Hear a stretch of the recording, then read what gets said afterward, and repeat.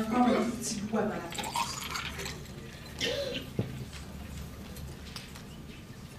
Ça nous amène à la deuxième partie. Là, on a vu plus individuellement. Mais là, on va voir, nul n'est seul dans sa barque. Les apôtres, les disciples, ils sont plusieurs dans la barque. Donc, il y a comment moi je réagis à ma propre vulnérabilité. Mais la vulnérabilité, ce n'est pas seulement quelque chose d'individuel, c'est quelque chose aussi qui touche tous les groupes et toutes les institutions.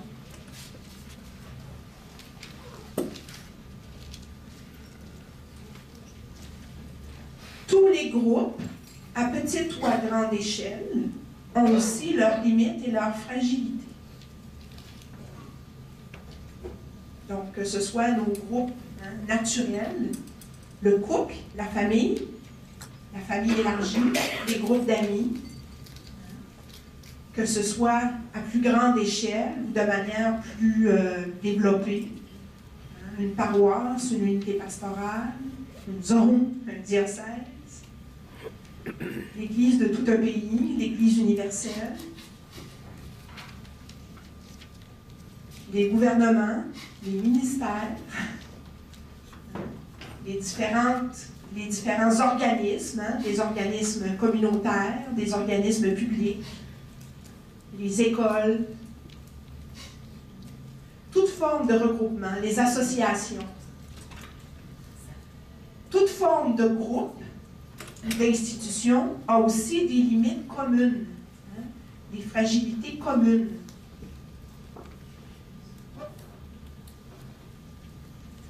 Autrement dit, ce n'est pas parce qu'on est ensemble qu'on échappe à la vulnérabilité. Ça fait partie de nos relations. Ça a été bien dit tout à l'heure dans l'échange. On le retrouve dans nos relations. Nos vulnérabilités peuvent nous rapprocher les uns des autres. Dans le vidéo de Jean Danier qu'on avait tout à l'heure à la prière en début de journée, c'était dit de façon magnifique.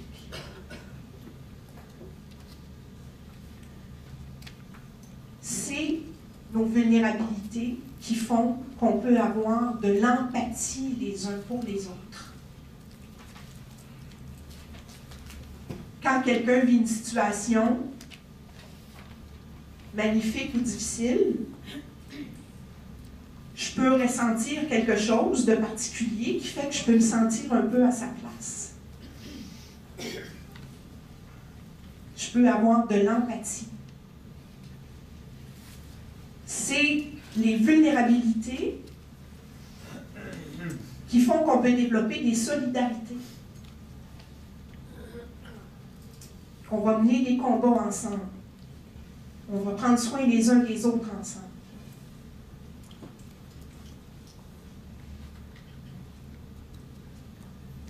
Les vulnérabilités nous rendent capables de bienveillance les uns envers les autres, sachant à quel point, des fois, je suis déçue de moi-même, je ne suis pas parfaite, j'ai mes limites, j'ai mes difficultés. Ça va faire que je suis capable de regarder l'autre, qu'on peut se regarder les uns les autres avec bienveillance, non pas pour s'écraser, mais pour s'aider à marcher.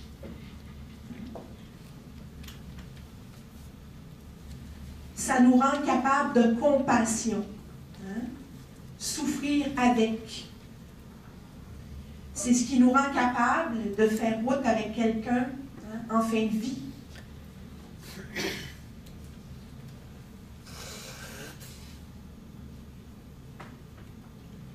La réciprocité. La réciprocité, c'est ce qui fait que, de part et d'autre, dans une relation, à la fois, je donne et je reçois. C'est parce que je suis vulnérable que je peux recevoir. Si je ne suis pas vulnérable, je ne peux pas recevoir. Puis en donnant, je m'expose aussi, parce que mon don peut être refusé. Alors, la vulnérabilité, elle rend possible la réciprocité. Elle rend possible l'entraide.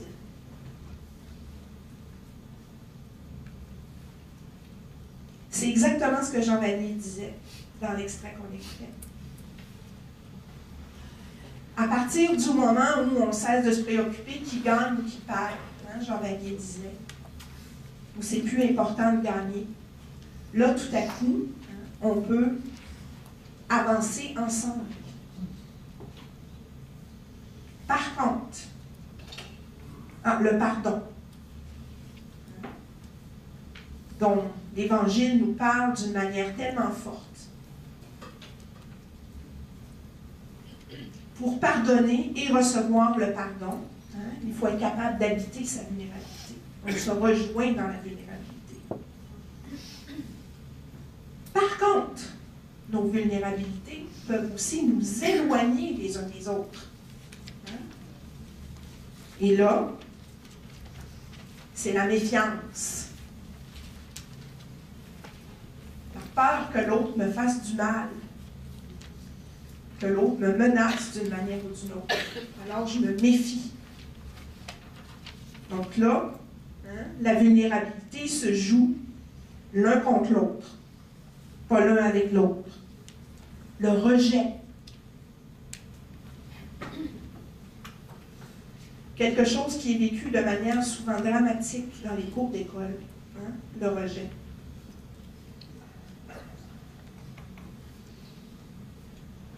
Le jugement qu'on va porter sur une autre personne, ou parfois sur soi, ou parfois on se rend service de part et d'autre, on se juge de part et d'autre. À ce moment-là, nos vulnérabilités érigent des murs. Elles nous éloignent les unes des autres. Les jeux de pouvoir qui rendent la paix impossible, disait Jean Vanier. Quand là, ce qui est central, c'est qui gagne et qui perd.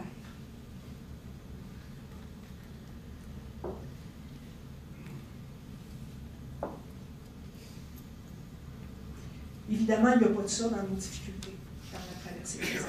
Il n'y en a pas du pouvoir. L'égocentrisme.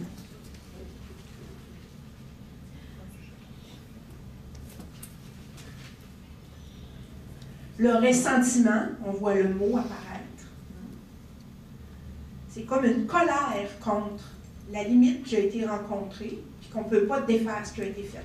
Et là, l'amertume qui grandit comme un poison. L'envie. Le sentiment, donc, que ce que j'ai n'est jamais suffisant quand je compare à ce que d'autres ont. Le ressentiment envers soi-même. Envers soi-même. Et le mépris.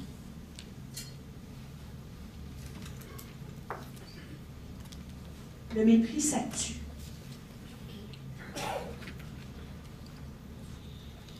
Donc, nos vulnérabilités, ça peut aussi tourner comme ça. Les deux sont possibles.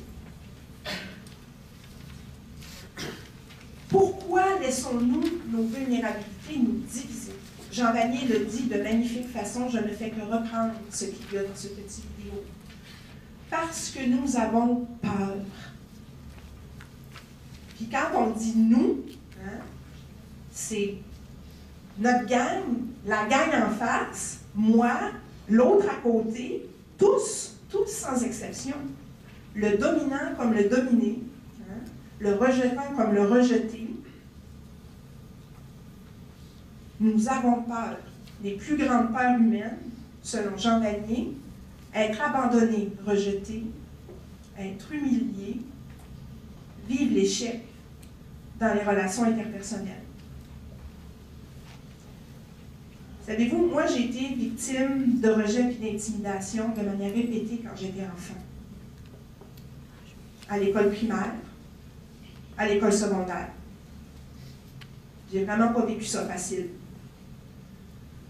Et jusque longtemps dans ma vie, dans ma tête, les enfants qui m'avaient fait ça, c'était des démons. Jamais j'aurais pensé qu'eux-mêmes étaient vulnérables. Savez-vous ce qui m'a fait changer de regard? Voir mon fils de 8 ans et demi souffrir du rejet des autres enfants. Puis là, moi, comme adulte, je les vois des enfants qui le rejettent. Bien là, quand je regarde ces enfants-là, hein, qui sont l'équivalent des enfants qui me rejetaient, le milieu se ressemble beaucoup. Hein. Ça ressemble au quartier où j'ai grandi. Je vois des choses que, comme enfant, j'ignorais complètement. Ces enfants-là, qui intimident, qui rejettent, sont aussi vulnérables. Et la vulnérabilité divise à ce moment-là. Les deux crèvent de trouille, hein? D'être abandonnés, d'être humiliés. C'est pas parce qu'on humilie l'autre le premier qu'on n'a pas peur d'être humilié. C'est pas parce qu'on rejette l'autre en premier qu'on n'a pas peur d'être rejeté. Et l'échec, la même chose.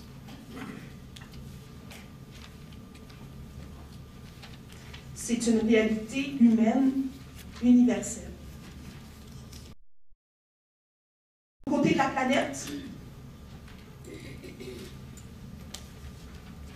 j'ai la chance à Montréal de rencontrer des gens qui viennent de tous les continents. On en a beaucoup qui viennent étudier à l'Institut pastoral des Dominicains. En dessous des différences culturelles qui nous rendent parfois, qui nous donnent parfois du travail pour nous comprendre, la même peur est là. La même peur est là.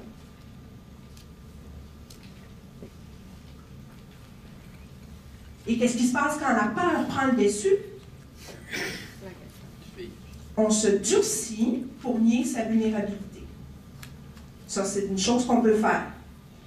Ou bien, on cherche la vulnérabilité de l'autre pour en tirer avantage. Ou bien, on se victimise.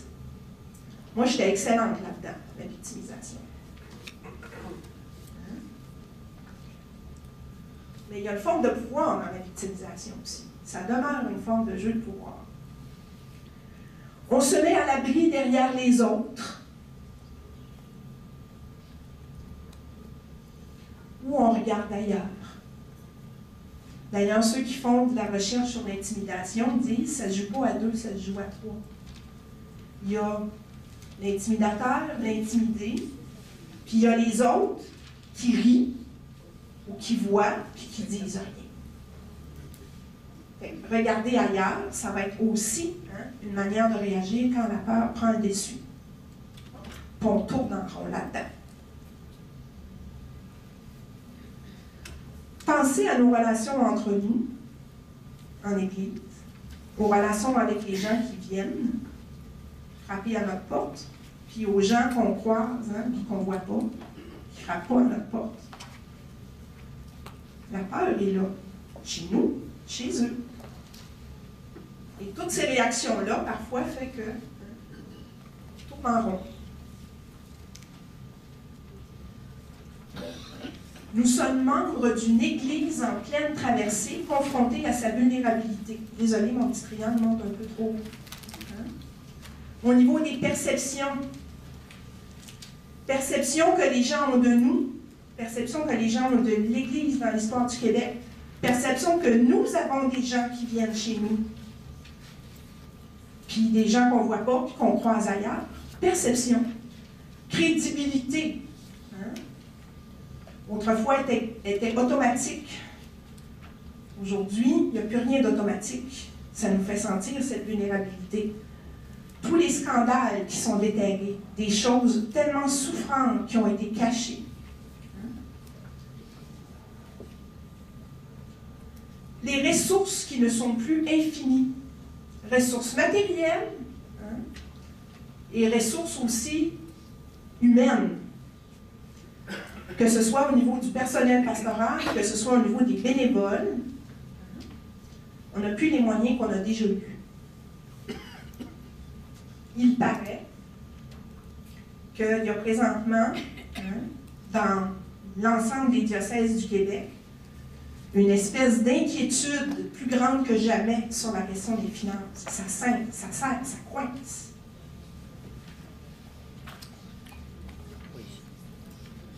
Et les tensions internes.